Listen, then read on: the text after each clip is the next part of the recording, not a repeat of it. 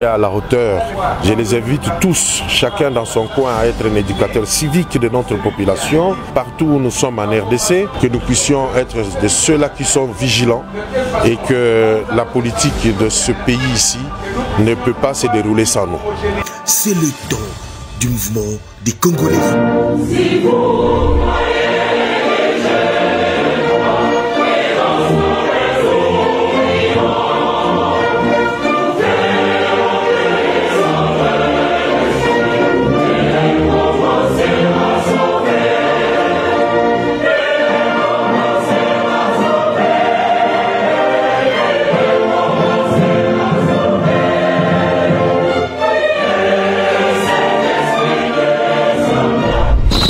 Si les gens vraiment toujours souffrir dans le cas, c'est ça qui est ça qui va députer, on va pas lire, on va défendre des petits dans le bon, problème il y a courant et dans la catène en boca, tu sali un mois, pour y a kaka kabutu, et que dans la catène, tu la catène, mais bazo, mais la mission facture.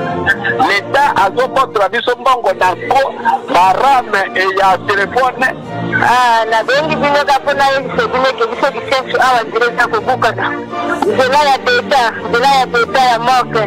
Eza tena ya kubukana do siki bambule bandi. Do moye tena ko lepezate.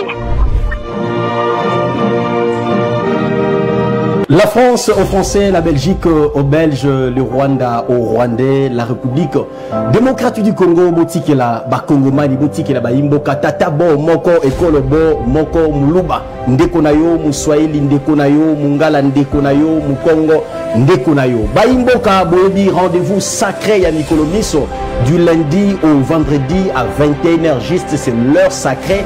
Il y a émission, il y a Bakongomani, Bisikato dénonçaka, Bisikato téléménaga incompétent, Awa, Kodisa Bango était Seigneur Liboko, dans la vision, il y a le peuple d'abord, peuple de Liboso. Alors, bonsoir, rendez-vous du lundi au vendredi, na 21h juste, et puis rediffusion, na 15h juste, Nicolomiso. Voilà. Alors, moi,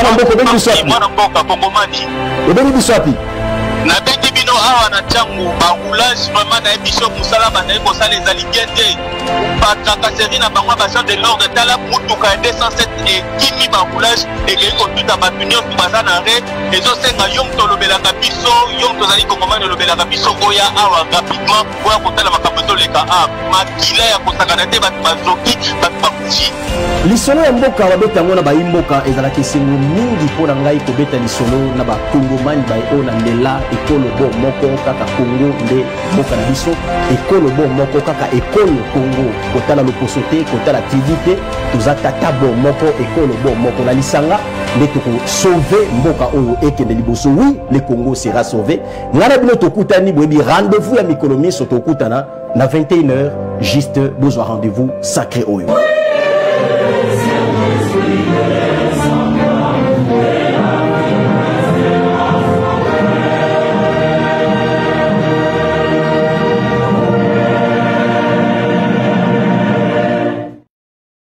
Suite sur Bomoko Télévision. Lisolo ya mboka babeta ngona ba imboka ezala kesengo mingi pona ngai ko beta lisolo na ba kongomani ba ona lela ekolo bo moko kaka Congo nde mboka na biso ekolo bo.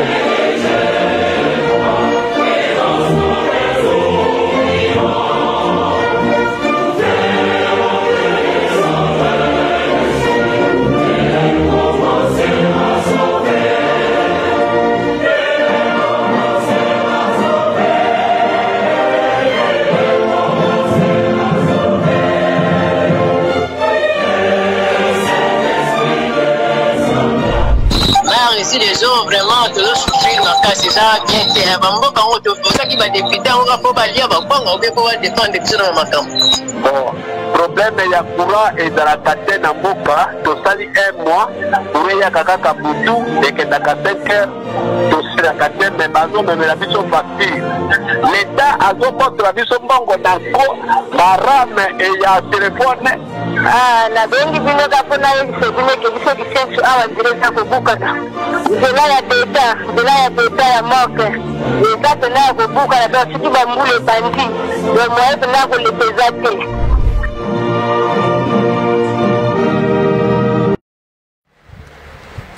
Lisolo ya mboka ebeta makabobe na bakolomboka bande kurangai ezalaki sengo porangai kozala ensemble na bino pokwa nyonso potoye ba kobeta lisolo ya mboka na biso tatabo moko ekolobo moko mulu bande kurangai moswahili nde kurangai mukongo nde kurangai mungala nde kurangai musakata nde kurangai mutetela nde kurangai mumbala nde kurangai muyansi nde kurangai muyaka nde kurangai bikolo biso ya Kongo ne sangisi biso banso poto bianga bakolo Kongo ba Kongo mani ya solo solo bande kurangai ngai yeyu compromis naza en direct poto beta ensemble lisolo ya mboka Kongo oyo mboko oyo nkolo apesa biso lokola bomengo nkolo apesa biso lokola nkita.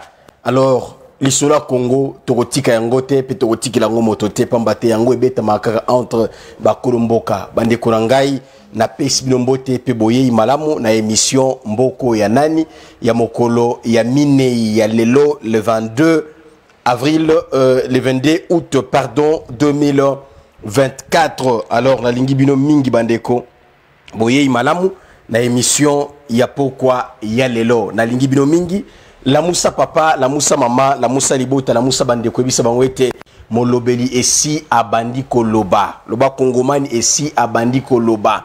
Loba molobeli esi azuma loba. Et ça là que lengi pe sengo tango o moni moto yo boyebiete. Bwana li memia na ye ke soki ye akoti likambo ba ete asisa likamuno kite soki solution te. Alors kongomani azawa na bete bozala esengo makasi po ete tangwango esie kokito beta lisolo mboka na biso mbote na bino banso bisika bozali. Alors boye malamu na émission ya pokwa lelo lelo tokolobela nini bande kurangai lelo toko informer ba autorité compétente ya mboka na biso likambo etali lokola baza na information te ba monaki yango zali okuta biso toko mekempe ko tali sabango ke pe ko affirmer bango et que likambo etali kidnapping banlèvement na Kisasa eza solo. Donc ce qui va ba source c'était plutôt pays ba source c'est sûr que banlèvement ezali ya solo et je viens ici contredire le ministre il y a communication pour autant il s'est kanda na biso wa Congoman et que nous ne sommes pas contents il y a déclaration où il y a sala ki bongo pambate tango ya osala alo maloba wana qu'il y a des montages. Il y a nos frères qui au bazo kufa, il y a nos frères au bazo baza traumatisés. Et récemment, il n'y a pas longtemps, il y a l'un de nous qui a été enlevé le mardi, Barilacha qui est lobby, na 23 heures presque. Bati qui est à l'agonie, a mis toute famille, et je vous informe, na wokota na profondeur, que Ndeko Barilacha qui lobby. Azalaki témoin oculaire, il y a bateau ba bomier pas ba kidnappeur. Alors, bande Kuranga, je vous dis il y a des choses où il faut que le gouvernement congolais tire aventure, s'il vous plaît. Et les membres du gouvernement ils doivent arrêter ba déclaration et zangatina ba déclaration terre à terre. Il faut qu'on mette un niveau, na niveau tamo konza ekolo Congo, aliko kumbela mboka oyo. Si vous avez eu la chance d'être nommé ministre, je ne sais pas moi, essayez un peu ya couper sa considération. Na batoyo ba pese tambo konza ekolo Congo limenia ba pese deuxième mandat parce que la déclaration du ministre Mouyaya et pesi kanda na batunyo sur les réseaux sociaux et pesi kanda na batunyo sur na ba plateforme na bisike belé ba réseaux sociaux nyos au coup les gens sont en colère contre Patrick Mouyaya à cause de sa déclaration sa sortie médiatique disant que bazo kosa makaba kidnapping na olobela yango parce que je suis en colère tozo dossier à liboso. Parce que le quoi dossier et que la souka aussi ça peut être je rappelle ils ont un dossier qui fâche il faut tout tirer en gros et la canne à souka tout tirer en gros dans la tito qui est dans la souka. Alors commençons avec l'initiative Mikolekia il y a des usagers ou les chauffeurs au Basalaka Nanzela il y a la route nationale numéro 1 au Izali Bongo et qui Nzela ya ko Bengazela Bandundu Nzela wana Nzela Kwango province ya Kwango Kwilu Maïndombe, c'est la même route. Alors, Zelawana, Ezalaki caractérisé na batracasserie banaï kolekana na Zelawana. Bataxe, ba impôt, donc Ezalaki exagéré à kosakanate. Ba komisaki ango Zela moko kop na bango. À l'époque, j'avais échangé avec les gouverneurs qui a encore crucifié la province du Kwango, c'était Petit Petit, et l'ex-gouverneur de la province du Kwango, où il a salaté l'autre côté, a paralysé sous province, qu'on soit naïe, a tikaté l'autre côté de la province, et puis, Ndela Wana, et selon ma source, c'est lui qui est à la base. Selon ma source, proche, il y a Kwango. Que c'est lui, mais c'est Petit Petit qui est à la base. Et c'est lui qui avait laissé ces agents-là tracasser la population congolaise au Salakadanzela Wana. Alors après dénonciation, le gouverneur actuel a été saisi, Yamakambo Wana, il n'a pas dépêché une équipe, s'il vous plaît. Après avoir été saisi, informé, il y a tracasserie, il y a dit qu'au sein de Manzela, la route nationale numéro 1, le gouverneur de la province du Kwango, l'ingénieur Foul, Willy Bituisila, a effectué lui-même tard dans la nuit une descente accompagné, il y a inspecteur, il y a mérite notre considération. Et ça va tout le coup là-bas, ndeko Willy Bituisila, oyo tata oyo. Banda, avant même comme gouverneur, je parlais de lui parce que je sentais en lui cette motivation qu'il était, celui que les Congolais attendaient pour relever les défis de cette province. Et les Oyo, Banda Kotiawa, Bambo Okuta les athées, ma frère de fonctionnement, tout ça, mais Makambo Azosa la bande Konangaï, quelqu'un qui fera de grandes choses. Quand on voit, on sait. Beaucoup d'éléments. Bomona esengo ya ba isage ba monyango de bazomo yelo ko lobate esengo tellement est débordé que nzela wana ngai moko na sala voyage j'étais estomaqué bisika nyoso heureusement j'avais ma carte nationale ya INPC et ba journaliste sur la qui c'est ah mo pandi sango mais les autres étaient victimes na nzela wana ba barrière ya ko sakanate et je vous annonce que lui-même, le numéro 1 de la province du Kwango, était sur le terrain, le représentant de Fachi, dans la province du Kwango. Azalaki wana, pour na ko pesa meeting de balongola biloko nyonso wana, vous allez ko bebisa kombo pe image ya province ya Kwango pe ya mokonzi mboka na nzela wana. Bolanda élément, bo comprendre peu ososola si matoko zonga potokota na thématique mosusu ya émission na biso. Bolanda. C'est lui la sécurité. C'est lui la sécurité là, la police n'a pas adressé. Mais la foule, ça va dire que c'est 5 francs. C'est 1000 francs pour le bagnon. C'est 1000 francs. Oui, les acteurs nationaux, les années. Mais ça ne va pas être caisse. Il y a des gens qui ne vont pas être suivez. 1000 francs, et Kendeke, Wapi. On peut se faire réponse 1000 francs et Kendeke, Wapi. Tant que yo soit 1000 francs parce que yo no so disque on le défend d'amour 1000 francs na tuko kende gari na mutu no so de sole ta to e awo to ka pamba c'est biso to e samedi wana depo yo jina 1000 francs parce que to senga café ndenge ya 1000 francs ya kina ndenge ko senga café ndenge nini tango batindi yo senga café c'est deuxième fois oui mako ba soda ba de placer hein moko ndibayo ki pena matoi. Nangana tuna bomo ko. Ba fara disse ba ke tona la police ba ke. On se paye fort parce que eloko e pesa biso passe transport ezalaki 10 000 les autres qui 25 000 30 000 chauffeur soit foutu barrière à cause de combien à cause de moko pe abima na versement ko quitter carburant papa kilo bolobini papa pour se faire ma carte c'est comme la capitale a biso qui a dépassé 8300 congolais la capitale combien liloba moko pona gouverneur en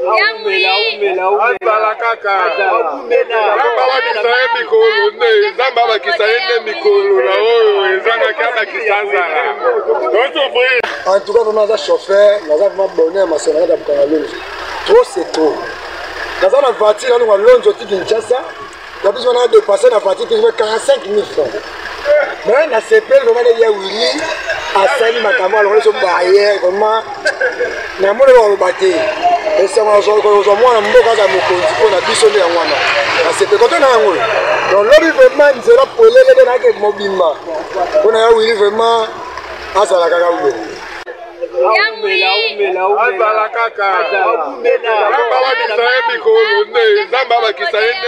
voilà bande korangai les actions qui annoncent une bonne nouvelle et que il y a les changements qui arrivent à grands pas dans la province de Kwango. Un gouverneur, depuis sa prise de fonction, qui prouve à suffisance qu'il a bien saisi toutes les recommandations du président de la République. Le gouverneur très conscient qu'il engage le chef de l'État dans la province en tant que représentant officiel, constitutionnel du chef de l'État dans la province. Bande Konangai. Tata Oyayo Kimbela. Makambo te dénonçara awa. Et comme lié na matoi. Solution EPC Mbanamoko. A dépêché équipe T. Yemoko sur le terrain. Abi jamais. Likambo eza likambo rotine de la Théo ministre des Transports qui n'était yété. Ngai Moko en personne. Et il est descendu lui-même sur le terrain. Boutio la tata gouverneur en personne Yemoko. Accompagné, il y a commissaire. Bandeko, Boebi Sangai. Bomoni binomoko. Lolenge oyo makambo to ali kozela. Obi na vie moto akosala quelque chose même na vie na yeba quand même na quartier sobo ko la vie moto moi na ozala moi na munene. Moi no il faut passer confiance. Moi il faut encadrer bien. Lolenge moko na ba dirigeant. Un dirigeant oyo ali ko promettre que moto to e ou mena te ba okamo. Okoyeba. Et c'est que Willy Bituisi l'a fait dans la province ya Kwango. Je vous dis, ça me laisse moi perplexe. Eri koti kangai sans mots. Et le corps opandi sango, na koyiko kanga monokote. Il faut na loba na talisa maye o ya malamu. C'est ainsi que je voulais kotali semi likambo parce que bolanda ki ba mikoyeleke ba bengi biso chauffeur kutu, ba bengi ba chauffeur ba benga ngai kutu, ba musuna kwa so yambate. Et aujourd'hui, la solution est là, coup de chapeau. Et que le gouverneur, monsieur la province, bazwa ilikamboyo. Bisika wa péage tonda bampa kwe bele banine bele. Et puis gouverneur père qui ça tala muninga ya Kwango. Daniel Bumba tala muninga ya province ya Kwango. Ana ki ça anarchie na anarchie. La ki sa biso ya solo ke mibeko esengele banda. Bubani na ye presque nzira moko yoku tozwa ki investiture avant ye, mais ce qu'il fait, je vous dis, étonne tout le monde. Nous attendons aussi pour Kinshasa. Que Kinshasa soit modèle. Dans ma cambritali, respect, il y a Mibeko. Respect, il y a la loi. Koti ya Mibeko na Kinshasa.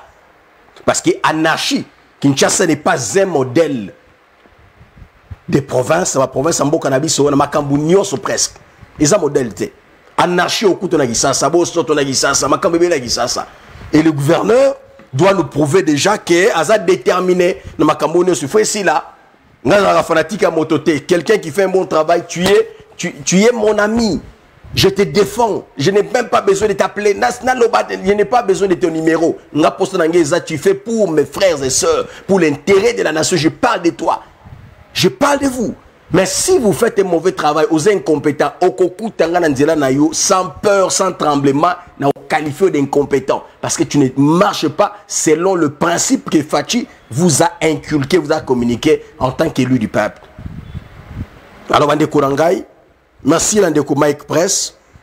Mike Press, moi, na Kwango, Oyaliko Sungangai, à tout, chaque temps, pour la routine de l'angai, Bilili Oyo, Yaba province. Merci Ndeko Mike Press, le caméraman du gouverneur. Très bien. Alors, tu reçois deuxième thématique, Merveille Katumba. Deuxième thématique, Wanande et Kokoti Sabiso, na moment, il y a Kofungola téléphone pour na kozwa, ba réaction, il y a bateau, bali Kolanda Biso. Alors, Bande Korangai, je viens ici vous informer et que l'Ikambo Tali, insécurité na Kisasa et comme Yako Sakalate. Je pense même que Merveille Katumba et Sengela Koma solution nini contre insécurité na Kisasa. Je pense que c'est comme ça qu'il faut écrire Merveille Katumba. Solution nini. contre insécurité na Kinshasa. Comme ça, na kati ya insécurité ndeto lobe likambo etali kidnapping oyo ndeko na biso ya kati pe ndako za makanisi na eza sunité fo ba komona psychiatre pona ko luka ko conseiller ko sala exercice po zonga na nini. Parce que c'est un journaliste qui a été kidnappé le mardi. Alors arrêtez vos nini bloko ezanga nini wana pona ko mabiso ba distraction non eza ba montage. Pourquoi un Congolais qui aime sa nation a quoi qu'on les internet pour qu'il ne monte bien le kuta kidnapping eza solo na Kisasa banlèvement eza solo na Kisasa bossa la keba banlèvement eza solo na Kisasa. C'est un sujet sans tabou, c'est un sujet qu'on doit alerter population azale kenge. Moi je pense que si le gouvernement de Toulouka Souminois par le biais de son ministre, les porte-parole du gouvernement, et là que Seigneur il va ça les ala quitter à connaître na contre on dit ba yoko sabiso ke ba montage zo salema et ba kidnapping montage pour na kozwa nini montage ba to sala kidnapping pour gagner quoi? Est-ce qu'on donne l'argent quand on va kidnapper mutu na ba tindele mbongo allié pour ba sala ba jeune na kidnapping mutu akela la wapi un responsable une fille. Maintenant qu'est-ce que arrêtez de discréditer les institutions de cette nation, s'il vous plaît. S'il vous plaît. Quand vous faites ça, vous traitez sur les réseaux sociaux sur les chefs de l'État. Vous êtes ministre, nous savons que vous êtes porte-parole. Vous avez vos responsabilités, vous avez je ne sais pas moi. Mais s'il vous plaît, avec tous les respects que nous vous devons, avant de dire quelque chose à la télévision, avant de prononcer un mot à la télévision, n'oubliez pas quand vous engagez l'institution gouvernement, que celui qui sera critiqué dans l'institution sur les chefs de l'État, c'est Félix Tshisekedi. Et aujourd'hui, tant que Patrick Mouyayabima qui a la déclaration, à l'objet na conseil na compte rendu, oh non, makamba kidnapping et ça va montage pour discréditer le gouvernement, pour discréditer l'État congolais. Mais aujourd'hui, Patrick Mouyayabima a sollicité qu'il a dit le coup. Est-ce qu'il y a quelqu'un qui a excuse, qui a pardon pour la population? On va être victime de kidnapping. Na place il y a une déclaration et là que Sengela qui va ça le quoi ba kambi. Et là Sengela qui va zoza qui va mesure kotia équipe pour la kotang ba yoki sango. Ah ba kidnapper nani? Ba kei ko landela même tina famille le quoi ba numéro ezalita auto publier ba makambo kidnapping. Bo kei ko sala investigation. Bo landel numéro auto tie na publication il y a enlèvement to kidnapping ya ndeko moko. Na place ke boya bozuma ni nyonso boye biso politique na kati ya gestion ya chose publique. Non, makambo ya kidnapping et ça va montage auto kangali soit publier message wana to kangaye biso to ko publier. Et sur la page dans j'ai publié et ba message auto publier qui est authentique et vrai. Je suis en colère, je suis estomaqué par cette déclaration à Patrick Mouyaya. Je suis estomaqué parce que c'est Fatih qui est traité de tous les noms et de tous les mots.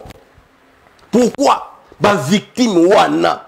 Je vous informe aujourd'hui, certifie l'information. Vous savez que je ne suis pas quelqu'un qui vient au buzz dans la télévision. D'abord, je ne suis pas dedans. Naza Kounate.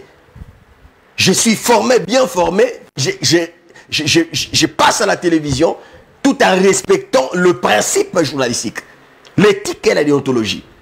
Bande Konangai. Mardi,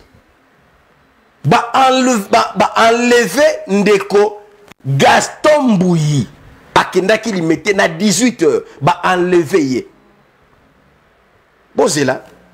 Interview Koya. Bozela. Encore, c'est un journaliste. Et puis, il y a un journaliste. Bozela. Qu'est-ce que vous voulez cacher? On a place pour alerter la population. Parce que les gens qui ont été à base nango, mais ils ont alerter la population aux victimes nango, aujourd'hui, ce n'est pas le gouvernement congolais qui paye les kidnappeurs, mais c'est nos familles qui ont des contributions,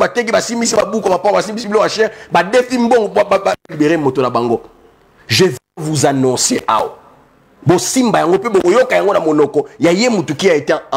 Kidnappé. Il y a des victimes qui ont été neutralisées parce que ma famille n'a pas besoin de bongo.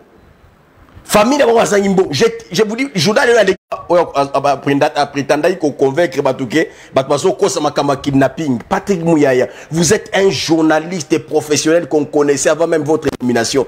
Ma fonction politique est longue, ma casquette moussouté. Surtout que vous êtes porte-parole, la bouche autorisée du gouvernement. Maintenant, vous discréditez le gouvernement.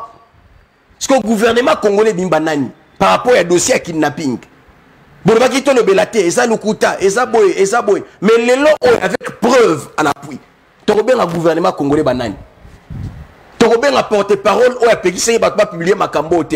Tant aux autres Pékissa doit publier ma cambote, intention eza na simana yango. To bung sa bande kona biso, to tiga la silencieux. Alors bande kona ba seconde balingi. Comment vous pensez que Moutongo la Mouganeka a créé buzz, kidnapping. Il y a des bosso ba wanganaka. Après bazabi bakota boloko n'est-ce pas et sikoyo batwaponika nepoko bakosa makambo. Et aujourd'hui je viens vous dire que kidnapping eza solo na Kisasa, bosa la keba bana Kisasa, bosa la keba, bosa la vigilant, bosa la ekenge avant kota motuka sala keba enzambe liboso ozobi macha nzambe liboso. Na komeke mpe kozwali suba détail monsieur pas ndeko Gaston parce que le autre tiki na kimia asa traumatisé banda le balibérer ki lobi na butu na 23h ba yako boaka ye na limité ba boaki ye na limité après famille eke zoyer mais après kozwaye wana famille efuti mbongo libota efuti mbongo po ba kidnappeur ba yako tika ndeko Gaston Mbouyi en vie. Et c'est long. Bah flash des gens de Gaston à Pessibiso. Il y a des victimes. Oh le ba vie na bango ils déjà en danger. Bah monsieur peut-être bah soit invité pour la ligne parce que bah famille na bango bah na makokita goti na mbongo bah kidnappeur bah sengaki. Et Gaston est traumatisé à cause ya niveau ya pasi oh bandeko wana bazobika. S'il vous plaît, chers dirigeants. Si vous êtes là réellement pour le bien-être du peuple congolais, chers gouvernants, si c'est vrai que vous accompagnez Félix Tshisekedi pour la réussite de son quinquennat, si vous travaillez réellement dans la vision du peuple d'abord, s'il vous plaît, bon minimisaka makambo etali vise humanité. Bon minimisaka makambo etali bo moya batute, makambo etali via batute. Tolo makambo ata dollar, bon minimiser. Bon bien abolekisi. Makambo biloko mati, botolekisi. Mais toko ya pena dossier etali bo moya batu kidnapping et ko impe bolekisi bon belate. Toko loba pona mboko inchi ya chebote. Dintunga je tout boss. Voilà, je préfère qu'on interdise que l'émission Mboko na les à cause ya bo solo pour sauver vie bande konanga baliko nyokwama bande konangai o bazali ba victime ya kidnapping que nakanga monoko na batela émission pendant qu'il y a des gens qui sont enlevés tous les jours information ba kidnapping les otambola bisika et puis à solo et ngara kokanga monoko na bomba po na batela émission ba ya okanga ngopamba. Arrêtez ce bo okanga bo pekisi, mais ce qui est vrai, il y a un Dieu au ciel. Il y a un Dieu au ciel. Tout passe, tout coule, rien ne demeure. Rien ne demeure. Aucun ministre va avoir une étiquette, il y a peut-être ministre dans le cercueil. Tout est vanité, tout restera. C'est lui qui va toucher votre corps. C'est quelqu'un même qui n'a pas valeur, mais c'est lui qui va toucher votre corps. Donc tout est vanité, que rien n'est éternel sur la terre. Nous sommes des pèlerins.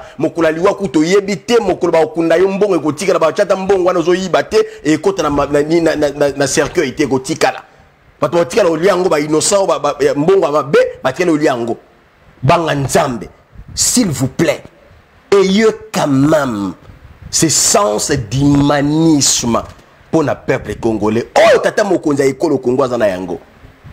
S'il vous plaît. Nazolo ba dikamba kidnapping parce que c'est un dossier qui m'a tellement estomaqué. Tout le monde nakola ki sabina ngo comme ça bomona parce que est sur Kilaki et je pense que ma sœur a été retrouvée. Voilà, merveille quand ma vidéo est zawana. ndeko ba lokoti ye wapi ba kidnappaki ye alimwaki. Je pense que ba élément pour la patrie Mouya yango yo na gouvernement congolais ba pays ça ba le makambo te élément yango wana comme ça botala etamboli pe na ba réseaux sociaux ndeko mwasi heureusement qu'elle est en vie malgré que ba neutraliser ki ba sala ka bangwana pour perdre des connaissances ndeko na ngai ba yeko bwa kaye na commune Nsele na Kinkole je pense c'est à Kinkole ba yeko bwa na Kinkole bande ko ba image atambwisi rapidement nde ba kei ko retrouver ye famille ke ba bien wana mwana ba ke ba zuiye bande ko na ngai. Et vous viendrez ici nous dire que kidnapping est à l'Okuta et que kidnapping est à l'Okuta. Mardi, on a eu information, il y a disparition de Konangai Gaston Mboui. Un journaliste qui a travaillé avec nous ici pendant plusieurs années dans Bomoko Télévision. Je n'ai pas bien dormi. On a prié pour ça avec ma femme. Nabananangai. Tango Tolamu qui n'a tongo, je n'étais pas à l'aise. Toute la journée, je ne faisais qu'appeler. Na benga famille, na benga responsable de la famille, représentant, na benga Kulutu Gaïta Vandal, Ndekuyaya, Bonikuna, Gaston, Bozus, na bengi numéro Gaston Zolekate, na normal, va bloquer. Na WhatsApp, banako leki ba yo kanga yango, banako lekali soute. Na binzambe, tout le monde ne faisait que me déranger. Et après 23 heures, à 0 heure, on m'appelle Kongomani Kitisa Motema. Parce que je ne faisais que déranger la famille. Information est anini. Bengite, meketa basala raté. Abi non, c'est réglé. Ils ont exigé tel montant. La famille s'est sacrifiée. Pesi yango, ndi ba uti ko libérer ye, boa ki na limité. Ndi côté batiki ye. Bande ko nangai.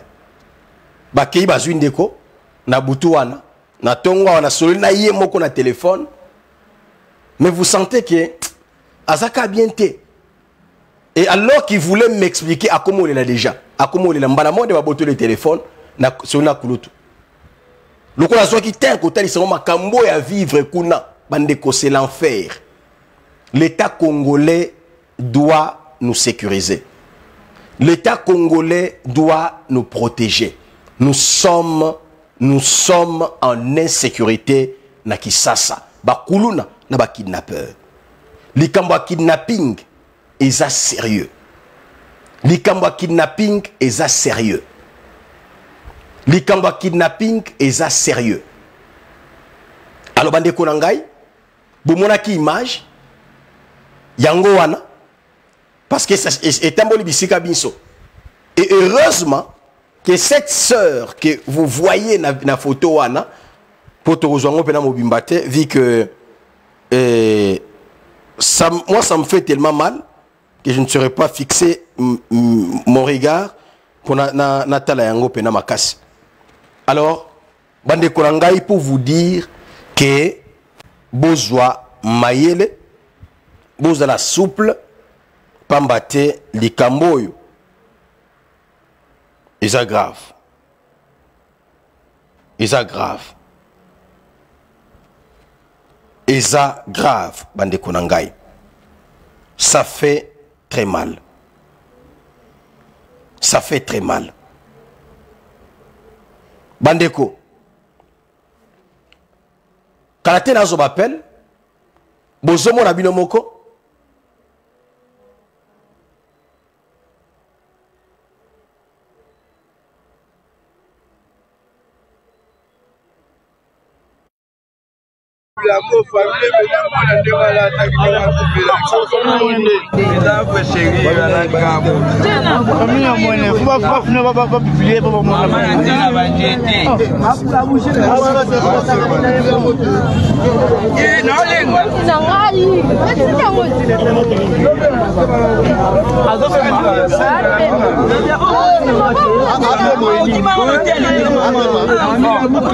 Patrick Mouya Katembwe.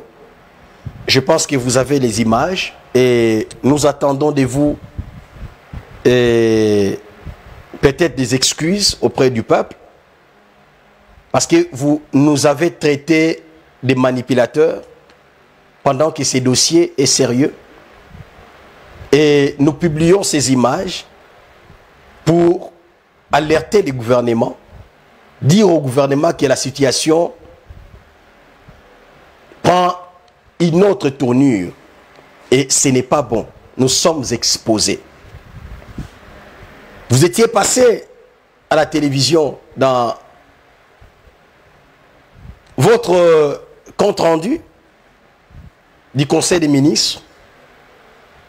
Vous nous avez traité de tous les noms et vous avez même promis l'arrestation et l'interpellation de tous ceux-là qui relayaient ces messages. Je pense qu'aujourd'hui, vous avez les images. Et moi, je peux vous présenter mon frère, qui est aussi journaliste, victime de ces phénomènes kidnapping. Et il a des choses à vous dire, vous, gouvernement. Et ces témoignages, et que la Moussemine pour comprendre que nous sommes en insécurité. Je ne dis pas ça pour dire, alerter la population pour calamité. Non, non, c'est pour la population de la prudente. Population pardon, de la prudente. Tout ça, et kidnapping, et ça réel. Et ça réel. Chers policiers, na place que bon lukalo lengeni ni bokozalo meya et pas ba motocycliste, bande ko ya moto, ko kanga ba innocent na ba commune, na ba quartier na ba avenue. Prenez des mesures nécessaires. Général Blaise Kilimbalimba. Conscientisez vos policiers, vos éléments de police, les policiers là. Ces éléments. Botali sabango que problème ezawa qui ça est une insécurité causée par les criminels kidnappeurs et puis ba kuluna. Faut prendre ça au sérieux. Cher commissaire et la police à Ville Kinshasa. Le peuple kinois est exposé. Ba victime ba leki. Les kambetali kidnapping ba victime ba commis belé koleka. Alors s'il vous plaît, bande konangai. Bande konangai. Téléphone ngai efongwami. Déjà pour la bande ko bazali après ya kobenga bakoyo kota na antenne pour na kozo bango ba réaction na bango. Bande konangai. Likambo etali insécurité. Ça fait mal. Ça fait mal. Ba policier na esika ete balandela. Pona ko kanga bateau bali ko créer des ordres, bango bazo kanga ba innocent et tala siko niveau insécurité comme la Gisasa. Vous allez nous mentir quoi? Allô de Colombie soir. Allô? Bonsoir. Mbote ta bengi bisoir. Na bengi bino nangaliema. Tozo landa yo papa. Ah. Papa journaliste biso pe to robomba te ko féliciter yo. Merci papa. Parce que tozo landa ba chaîne belé. Oyo ozali kosala soki évangile soki nini toyebi. Félicitations. On a pour défendre parce que la difficulté ya bato. Vraiment papa journaliste nzambe azala na yo. Amen. Po makambo nyonso ezoleka ndenge ozotia yango na mesa olinga te ozoki. Quand yoki oji devoir. Est-ce que mutuna mususu na koki ko bakisa? Loba papa, émission za pour la binobo loba. Bon, est-ce que bakonzi makambo nyonso loba kawana bayoka kayango. Bayoka kayango.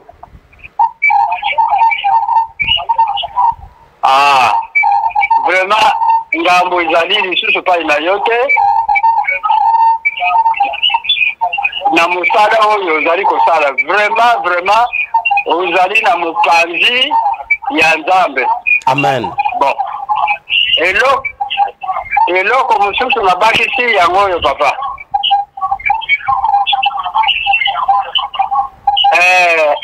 nayebi te soki ozalaki mondimi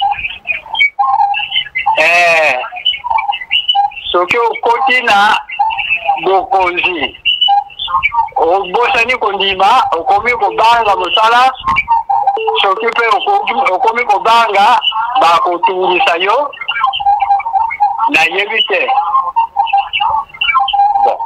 na ndenge oyo ozali kosala mosala papa vraiment te ya mingi koloba te tolobi nzambe asimba abatela yo amen mosala yango tosi zali nango mposa ekende liboso ezali émission moko soki ezali 20 nayebi te soki okoki kozala 10e.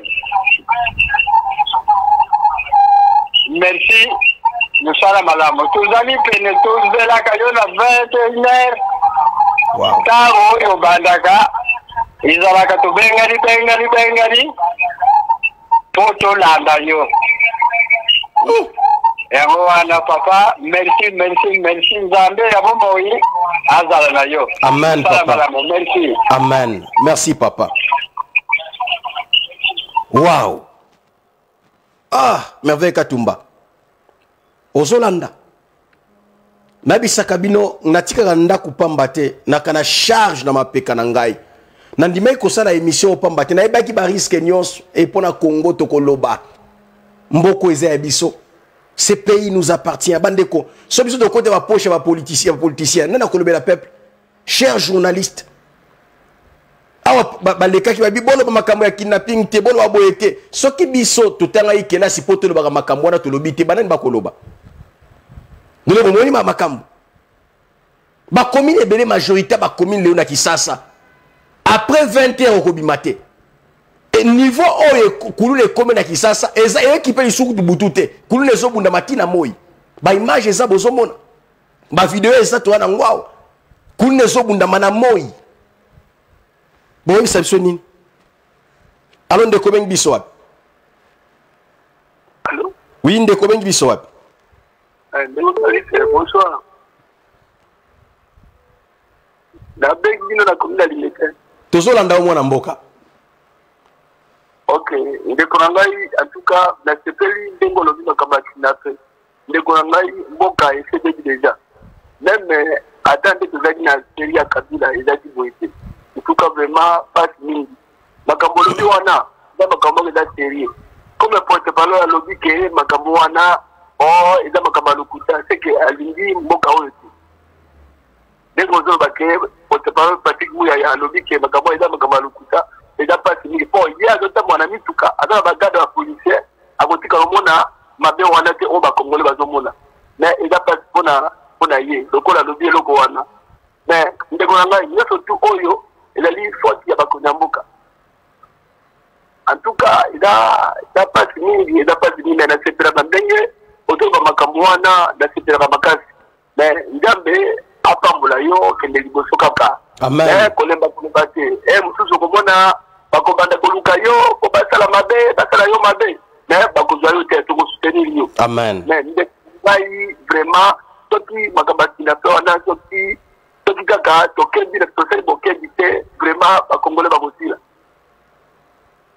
esika bazomema bato wana okomona peut-être baokele bango kota bamikawu kote tokoloba te po tokolobi bakoki kolanda nina telefone na yo balendaka bango bakote wana po bakende kosala bandeko na biso mabe bali awa babandi kobotola babandi kograce babandi kokrese motu wana ale babandi koloba ndenge eza wana bandeko na batina mbongo baokila ba $4,000 ba $5,000 bango balie mbongo wana baye kobwaka motu ndeko na ngai eza pasi mingi na mboka oyo mbongo esi ekei deja mboka esi ekei deja soki bakonya mboka bazomona makambo oyo basambisaki bato oyo basiki koloba eloko te bamemi bango aza na makala neti baoyo mosusu wana aza na makala aosala bavideo aosala makambo tu na ndima makala ozomona teke eza pasi mingi te bakonzi na biso bazolala bango balalaka pongi kaka baolalaka pongi eza pasi mingi ndeko na ngai nasuki na nga awa po nyonso tunde oloba wana nazolela mais kolemba kolobaka te soki bango bayoka kaka soki bayoka te eza problème te mais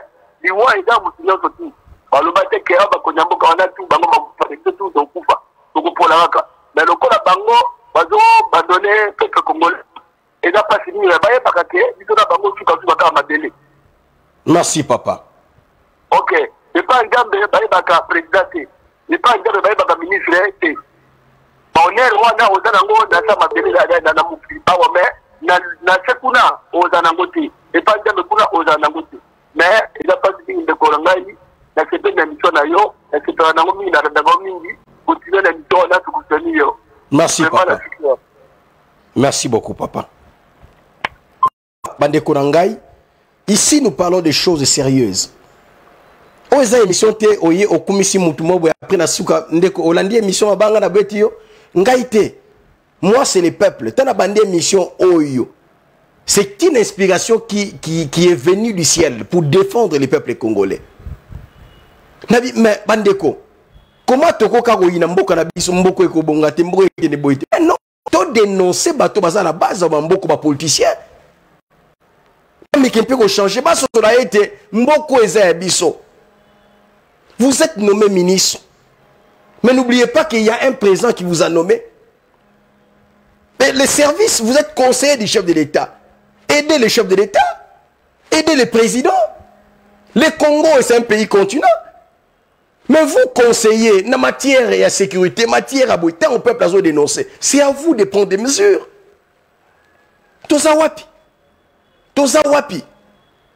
Le phénomène Koulouna, Tolobi Bozo, ça t'a opération Likof. Bozo, ma décision Malunga. Boyeli Bisosogi, Panthère Noire. Panthère Noire, en gros, ma majorité, ma policier, ma tracasseur, ma qui ont tracassé population. Nous avons l'État zate. Mais en fait, quand nous avons une image, nous parce que nous parlons avec image, nous parlons avec preuve. Aïe, aïe, papa Jean-Cy Akei, t'en as bien Akei. Voilà. Très bien. Nazo Kobana juste appel parce que je suis estomaqué là. Mbote papa Jean-Cy. Allô, bonsoir. Mbote moi Namboka. Ouais, mbote papa journaliste, papa Gilles Bemba. Ozana soutien à 85% ya ba Congolais va soutenir l'émission. Amen. Va soutenir yo na ba prière na maramnyos. Amen. Vous ne serez jamais un jour inquiété parce que ça métier na yo. Bango baza ba ministre ils sont là pour voler, pour détourner. Mais yo au lieu ata le meilleur mutute. Yes. Qui vient défendre le pays gratuitement sans être payé par un gouvernement quelconque. Yes. J'allais parler seulement à ma kidnapping. Au moment que le chef de l'État va aider, il faut être clair. Allez-y, papa. Papa, Aner Moussala na Wezanim. Aner Moussala na Wezanim. Agence nationale des renseignements. La présidence de la République, c'est pour donner des informations, des vraies informations. Papa, ceux qui ont bien un budget à Mboka, Aner a un budget colossal. Mais l'information, nini yazo pesa. Hein? Babylon a kidnapping wana. Babylon on est ya bakuluna oyo. Aner, azamutu moko, il faut démanteler directement ba réseau wana. Mais il faut rien. Hein? Parce que na pona bilon pas ma. Hein? Ba ba jeep climatisé, ba jeep fumé. À quoi sert Babylon wana? Hein? Net nangalie makoto ndeko nangai. Par exemple, la ping wana ezali. Hein? Mais escroc ka ba meno ba benga ba meno wana ba escroc ka ba mbongo wana. Parce que belé na bangalie makoto yo.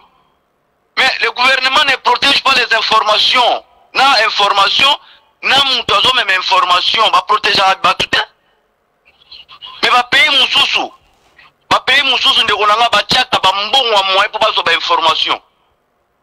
N'est pas biso boy, tout ça ba quartier boy. Tout quoi ba information mais on ne peut pas dévoiler ça dans la télévision. Gouvernement ko bien on peut en cachette. Est-ce que place ni yo yebi, place ni ba tika drogue, place ni ba kuluna ba fandaka. Ce que tu te pèses boy, est-ce que tu reçois solution? Mais bango te bango ba pesa ka bato ba la cravate. Bato le ba français, on va te moi na ba jeep, bango ba pesa ba mbongo. Mais il y a d'autres pays, papa, va payer mon sous. Va utiliser la même moto, va mon année dans les boma, mais va utiliser agent en air. Papa, mon colo, non, mais va utiliser comme agent en air. Mais à Wate, à Bazoaka, Batoumo, akoya na bar ba influence ba téléphone 10 téléphone atie na mesa na bar yo kati mutu ana 10 téléphone akoya na bar information ni na ozo.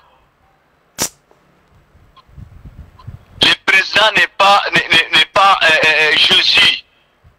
Le président Nzambe teke ayeba Congo mobima. Non, le président a ses services. Très mais bien. les services on a besoin d'aider. Très bien. Même la police, même en air, même la police criminelle, besoin d'aider le président. Ba crime les autres c'est maana. Peut-être ba kidnapping wana. Les autres souffrent mais ba crime. Est-ce que police criminelle ba ça la musala bango? Non. Hein? En tout cas, c'est catastrophe. Le gouvernement doit faire tout. Il y a des moyens en jeu, il y a des informations. Il y a démanteler les réseaux. Puis les réseaux sont ébélés, tout est ébélé. Nous avons des victimes, nous avons mais grâce à Dieu,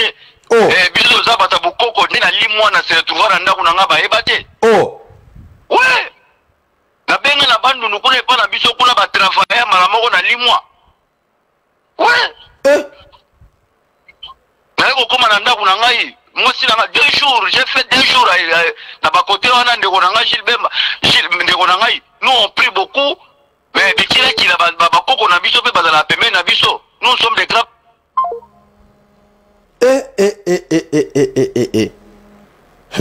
Allô ndeko ben biso. Allô? Allô? Allô Ndeko? Oh, ya. Voilà, les appels entrent là. Toujours